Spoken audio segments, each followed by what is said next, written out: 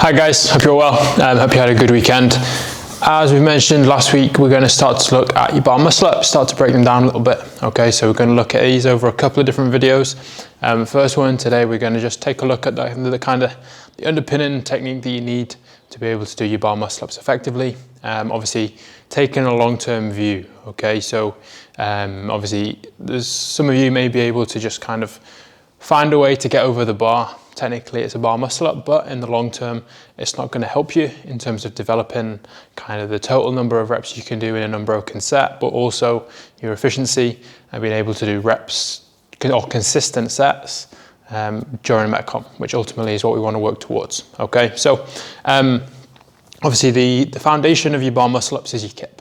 All right, so that's something we spoke about in the previous videos. Okay, so if you haven't seen those and you want a quick recap, then go back and look at those, okay, over the last few weeks. Obviously, it's that underpinning kip which really makes your bar muscle up quite an efficient movement, okay? If you don't have those basics, those fundamentals, then you're gonna make it a lot more difficult for yourself, okay? So obviously, just as a quick recap, what we're really talking about there is making sure as you come into your forward swing, okay, you stay nice and tight through your glutes, your low back, keeping your feet together, so that you're in a good kind of Superman position, okay?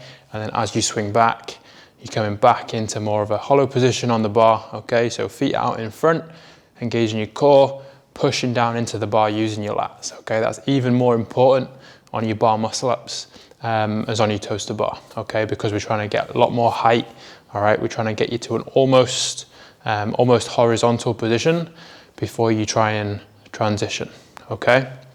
Which is why when we start to introduce you to bar muscle ups, we often use drills like hips to bar, okay? Because they just get you used to being in that position and get you stronger in that position, okay? And also get you a feel for the kind of position you need to be getting into, all right? Now, obviously with that hips to bar position, okay, the main thing we're looking for there is, again, a nice tight body position, okay? So legs straightened together, pushing down into the bar, okay?